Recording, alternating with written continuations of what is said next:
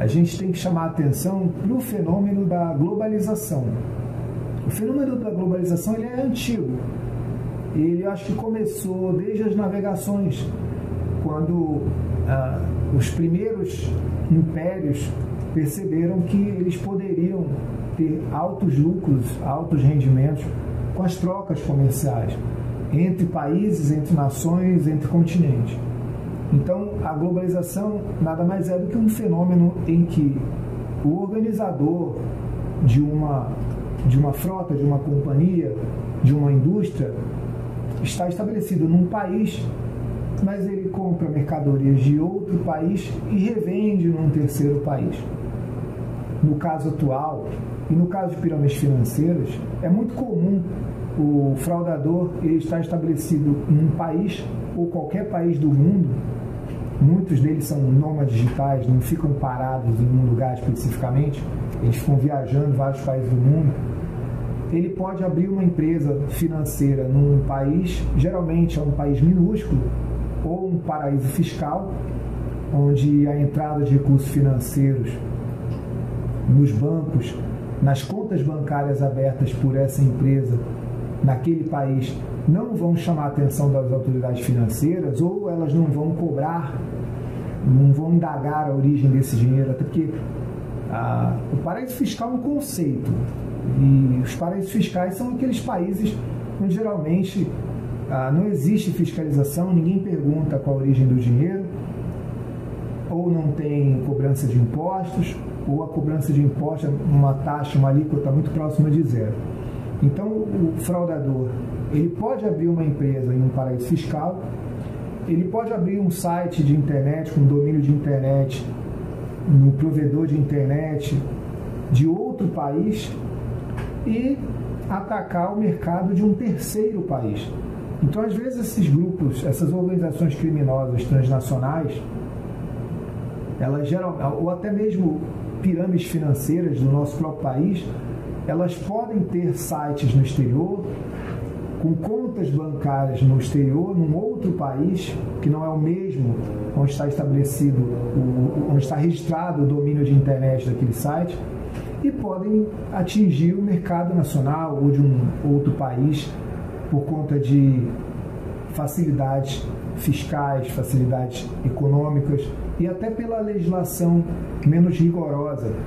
Por exemplo, no Brasil, o estelionato ele é um crime que muitas vezes nem dá cadeia, porque ele é um crime que tem uma pena mínima, se eu não me engano, de 3 anos, e ele não é um crime de violência contra a pessoa. Então, o fraudador que foi preso pela primeira vez, ele é considerado primário, então ele recebe a pena mínima menos de 4 anos de prisão.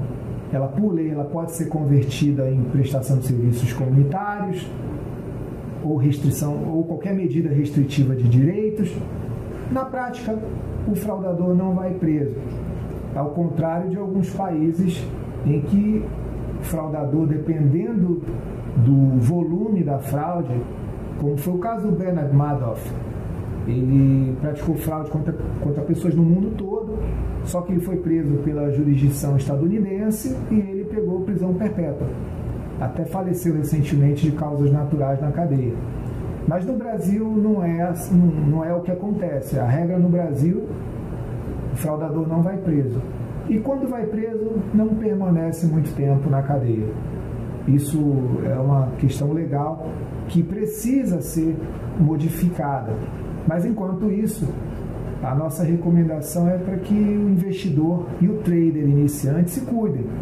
Preste bem atenção onde vai investir o seu dinheiro. Importante lembrar também que nessa era de globalização, de indústria 4.0, a tipicidade dos crimes permanecem os mesmos. Por exemplo, sonegação fiscal, evasão de divisas, lavagem de dinheiro. Ocorre que eles são utilizados por outras ferramentas, que hoje é a internet, são os crimes virtuais. Então, deu muita oportunidade para os fraudadores que antes faziam apenas o estelionato por meio do papel, né? Agora ele tem muito mais vítimas em potencial no mundo inteiro ou em determinado país, porque ele se utiliza do meio virtual para praticar os crimes. Mas os crimes, a tipicidade dos crimes são os mesmos. O que houve foi apenas uma atualização de usar as ferramentas para o crime. Pois é, pessoal, com a globalização, esses crimes financeiros, as pirâmides financeiras, elas passaram a ser objeto do que nós chamamos crime organizado transnacional. No Brasil, o combate ao crime organizado transnacional ele foi regulamentado pelo Decreto 5015 de 2004, que é a homologação de um acordo multilateral de vários países que promulga a Convenção das Nações Unidas contra o Crime Organizado Transnacional, adotada em Nova York no ano 2000.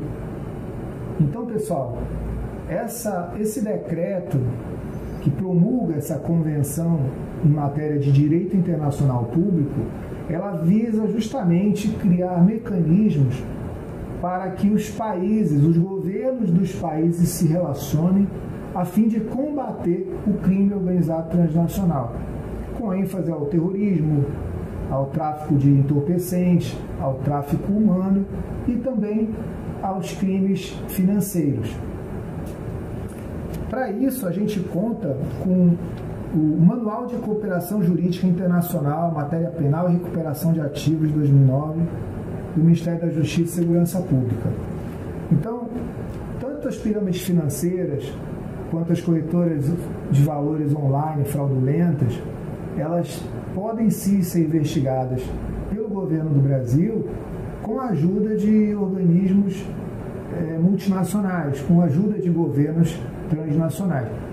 Porque a ONU, a Organização das Nações Unidas, entendeu que essa é a única forma de combater os crimes transnacionais que, como nós já explicamos, eles têm origem num país, eles funcionam em outro para atingir um mercado de um terceiro país. Isso tudo é para confundir, para que torne mais difícil a recuperação de ativos.